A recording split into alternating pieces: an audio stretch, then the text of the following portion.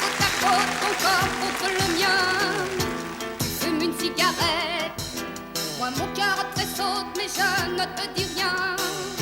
Je pense dans ma tête, oh oh oh, c'est la première fois que ça me fait ça. Ah oui, c'est la première fois que ça me fait ça. C'est la première fois que ça me fait ça. C'est la première fois que ça me fait ça. C'est la première fois que ça lui fait ça. Tu n'es pas le premier qui m'a pris dans ses bras. Aujourd'hui c'est permis. Comment imaginer que ça me ferait ça? C'est pourquoi je te crie, oh oh oh, c'est la première fois que ça me fait ça. C'est la première fois que ça me fait ça. C'est la première fois que ça me fait ça. C'est la première fois que ça me fait ça. C'est la première fois que ça lui fait ça. Bon, c'est terminé. Mes lunettes. Merci mon petit vieux. Mais c'est incroyable de voir ça, enfin. Vous êtes 50 sur ce plateau de télé, il n'y en a pas un qui est fichu de m'envoyer mon playback correctement. Alors moi, si j'ai pas mon playback, je me plante dans les pas, c'est normal, c'est compliqué cette histoire-là. Personne m'écoute? Tout le monde s'en fiche? Ok, je m'en vais. Oui, je m'en vais. Ça fait 14 fois qu'on l'a refait, c'est pas parce qu'on va la reprendre une fois de plus, ça va changer quelque chose, non? Vous avez vu l'heure? Moi, il faut encore qu'on me maquille, pour que je me change, je vais quand même pas rester comme ça, non? Je sais même pas si je mets le fuseau noir à paillettes ou la rouge en dentelle, alors. Puis moi, maintenant, faut que je me décontracte. Un journaliste? Maintenant, un journaliste. Mais j'ai pas le temps pour un journaliste. Qui c'est ce journaliste, d'abord? Et puis, qu'est-ce que je vais lui raconter? On n'a rien préparé, alors? Un capitaine de pompiers? Pourquoi pas une mise de l'intérieur? Mais enfin, écoute, Jacques, c'est fou, tu m'as fiancé la semaine dernière un coureur automobile. Il se rappelle pas. Comment ce serait un capitaine? C'est logique? Ah bah si c'est logique, c'est formidable. Écoute, Jacques, je vais me raconter ma vie une fois pour toutes, hein, parce que moi, je suis complètement perdue. Si mademoiselle Claude s'occupe de tout, eh ben mademoiselle Claude, elle a qu'à s'en occuper du journalisme, mademoiselle Claude. Mais arrête de m'appeler pauvre petite gourde, hein. Oui, je sais, c'est affectueux, oui. C'est fou l'affection que t'as pour moi.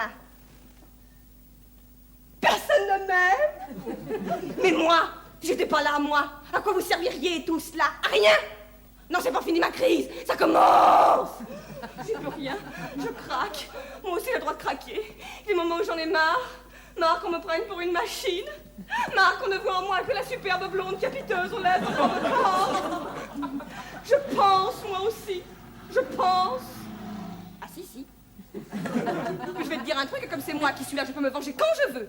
Tiens, ton journaliste, par exemple. Tu sais ce que je pourrais lui dire à ton journaliste? Caca. Hein? C'est tout, caca. Je voudrais aller voir les promoteurs de production et toute la clique. Caca, monsieur l'animateur, la tronche, oui. Espèce de petite salope, ça fait que aussi, y a pas de problème là-dessus. J'ai pas le temps de prendre une douche froide, figure-toi. Mais partez pas la technique. Mais je vais la refaire. C'est incroyable de voir ça.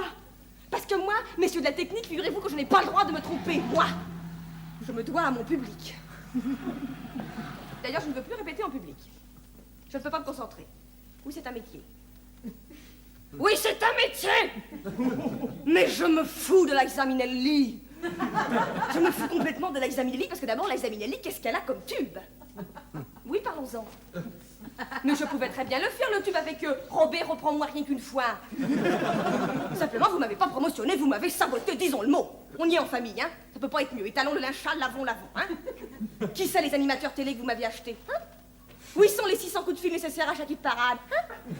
Quelle presse j'ai eu? Parlons-en de la presse. J'ai eu une appendicite un dimanche, une otite la semaine d'après, la semaine d'après un truc aux ovaires que j'ai même pas compris ce que ça voulait dire. Quelle santé! À part ça, j'ai eu 2 pages sur mes trucs pour bronzer en novembre. Ah oui, puis alors j'ai eu aussi une fiche cuisine partagée avec C. Jérôme. Il n'y a pas besoin de se mettre à 2 pour faire du concombre, hein? Quoi? Je travaille. Me reprocher à moi de pas travailler, c'est la meilleure, je n'arrête pas, Vierge Marie.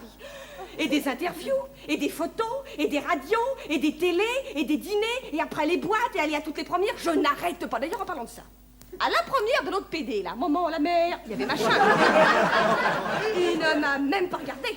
Je sais même pas si ma vie, il y avait personne pour me présenter, bravo. Mais tu sais, un jour, moi, je serai célèbre, je serai riche, je serai admiré, je serai désiré.